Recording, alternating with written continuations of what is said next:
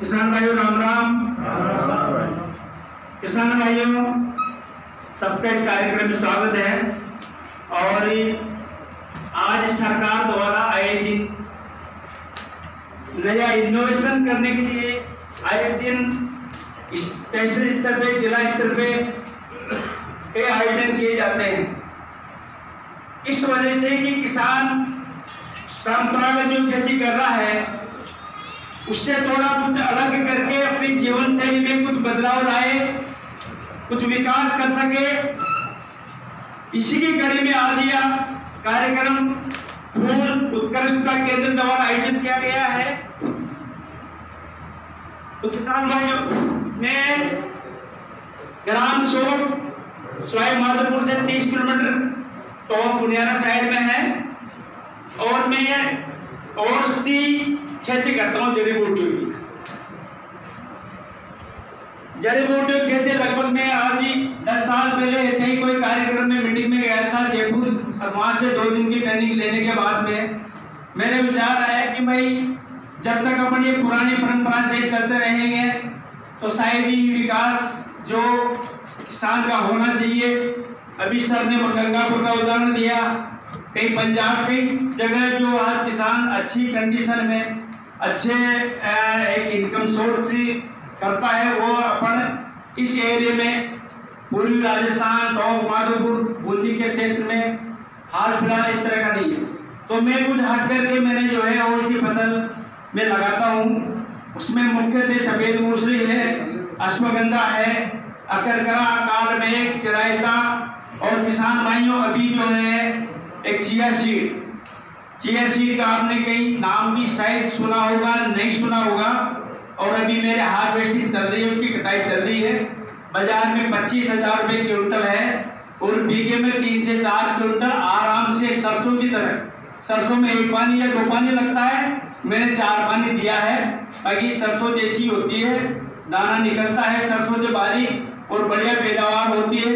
यानी कि अपन तुलना करेंगे तो सरसों 1 बीघा में अपने जो है 5 क्विंटल 6 क्विंटल जो होती है वो 5,000-5,500 का भाव आप देख रहे हो। वही चिया 1 बीघे में जो आपका 70-80-90,000 रुपये का हो जाएगा। तो ये एक थोड़ा सा परिवर्तन हर चीज में मैं करता आया हूँ। तो मैं आज आपको जो है सफेद मूंगफली के बारे में, तो सफेद मूंगफली क्या है, नेक्स्ट ऊपर लो। सफेद मूंगफली में आप और ऊपर लो।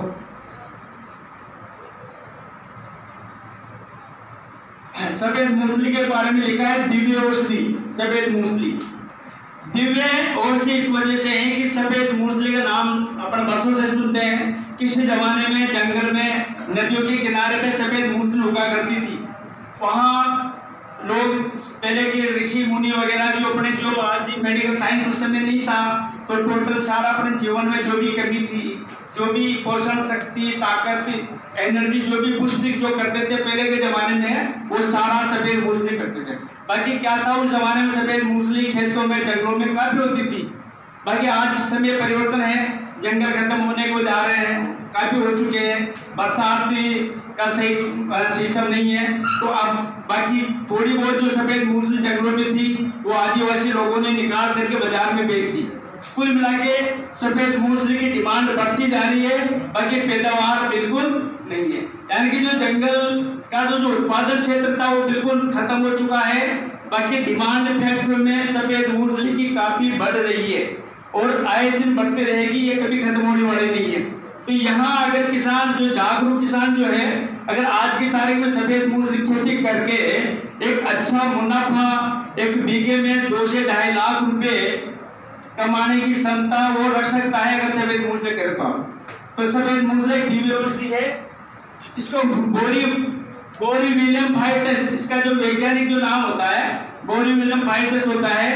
और यह जो है अपने खरीफ फसल में इसको अपन लगाते हैं, यानी कि जुलाई के महीने में लगाते हैं। बाकी किसान भाइयों को मैं ये सलाह देता हूं कि जो सफेद मूंगफली की खेती करने का मानस जो बनाते हैं वह अभी से ही तैयारी में लग जानी चाहिए। तैयारी का मतलब ये जैसे आपका खेत तैयारी होता है, सरसों वगैरह, चना वगैरह प्रथम जून के सप्ताह से इसकी तैयारी आपको करनी है। जुताई अच्छी तरह करनी है, रोटावेटर से, एरो से, हल से, जो भी आप करते हो। जुताई करने के बाद में करना क्या है आपको, यह इसको अपन दो सिस्टम से लगा सकते हैं। कई किसान भाइयों के पास ड्रिप इरिगेशन हो सकता है, कई किसान ऐसे भी होंगे जिनके पास ये खुला पानी देते हैं, डायरेक्टली फ्लड इरिगेशन से देते हैं। तो दोनों का लगाने का तरीका अलग अलग होता है। जो किसान भाई ड्रिप में लगाना चाहते हैं उनको तो जो है आजकल जो मल्चिंग वाले जो बेड जानते हो आप, सब्जी कई लोग करते होंगे आपसे, आप में से, तो सब्जी वाले जो बेड है वो 3 फीट चौड़ा 1 मीटर का बेड होता है, बाकी टॉप जो उसका 3 मीटर का रह जाता है, उस पर मल्चिंग आती है। वो मल्चिंग वाला बेड आपको बनाना है। वो बेड बना करके आपको बिल्कुल तैयार करना है। और जिन भाइयों के पास में अगर बेड व्यवस्था नहीं है, ड्रिप नहीं है, मल्चिंग व्यवस्था नहीं कर सकता है, वो खुले में भी पानी दे करके अपने आलू जैसे डोड़े अपन बना सकते हैं। ठीक है साहब। ये सब करने से पहले किसान को करना क्या है कि खेत की जुताई के बाद में उसमें अच्छा, घर में अगर आपका गोबर का खाद है, सूखी गोबर पड़ी है तो 3 टोला बढ़िया जितना भी आपके पास हो, तो अगर वो गोबर नहीं है तो आप वर्मी कंपोस्ट ले सकते हो। यूज में बाजार में वर्मी कंपोस्ट भी मिल जाता है, तो वहां से आप लेकर के वो डाल दो। एडवांस में डालना है आपको। ठीक है साहब। मैं जैविक करता हूँ तो प्रमोट जैविक को करता हूँ, वो डाल करके मिक्स करके आप जो है उसके अंदर पानी छोड़ दो। पानी छोड़ने के बाद में क्या होगा, वो पानी से बिल्कुल बाहर जाएंगे। बाहर आने के बाद में फिर उसको अच्छी तरह से जुताई करो, गहरी जुताई। फिर आप डोले बनाओ। आप फिर आपको क्या बनाना है, डोले बनाने हैं आपको। ठीक है। फिर आपको डोले बना करके तैयार करने हैं। और 1 बीघे के अंदर 2 क्विंटल बीज की आवश्यकता होती है। सफेद मूंगफली बीज 1 बीघे में कितना लगेगा, 2 क्विंटल। तो ये बीज क्या है, गीला बीज होता है। नेक्स्ट लाइन नीचे करो, और नीचे लो, और नीचे लो। ये बीज जो आपको दिख रहा है, ये बीज जो दिख रहा है ना, ये कंदी, ये सफेद मूंगफली का बीज है। ये इस तरह का बीज आपको कहीं भी मिल जाएगा, हमारे पास भी उपलब्ध है। हम इसका बिजनेस भी करते हैं, लोगों का माल भी प्रोवाइड करवा, खरीदते भी हम। कई बार लोगों को दिक्कत है, कहाँ नीमच जाऊंगा, कहाँ दिल्ली जाऊंगा, तो इस काम को हम भी कर रहे हैं, खरीद रहे इसको वापिस ड्राई माल को। तो इस तरह का बीज जो है वो बीज आपको लेना है।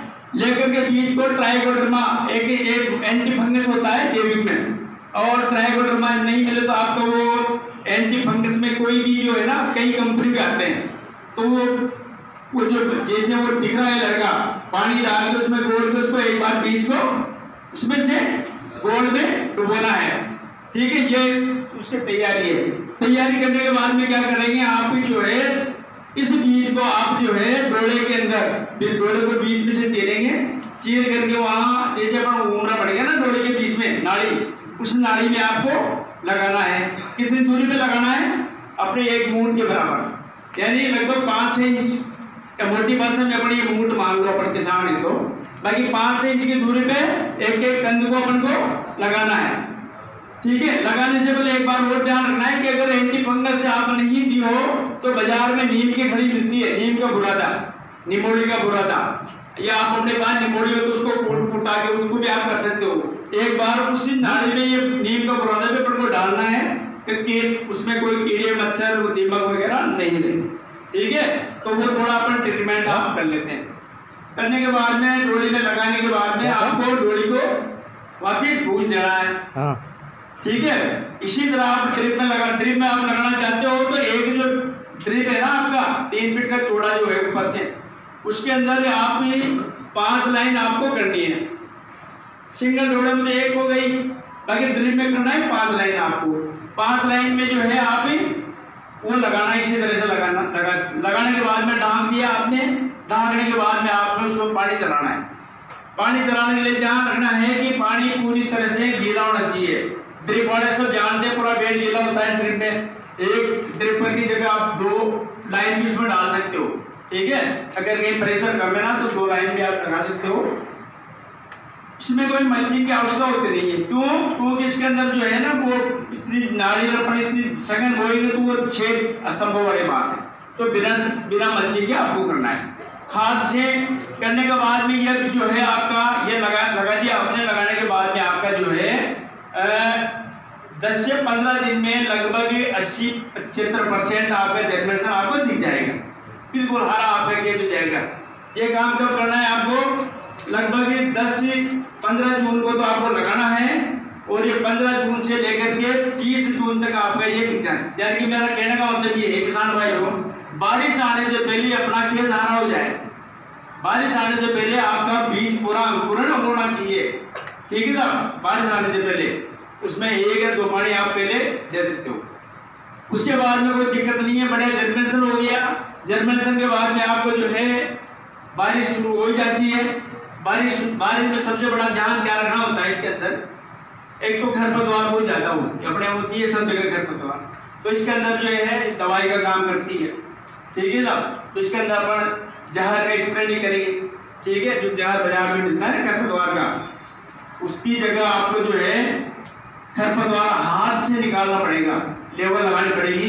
तो मैं सीधा आपको बताता हूँ, पूरे 3 महीने की बारिश में 3 बार आपको हाथ से घास निकालनी पड़ेगी। इसका मोटा खर्चा है, ये ज्यादा मेहनत इसी में किसान को दिखती है, ठीक है ना। खरपतवार निकाल लिया आपने।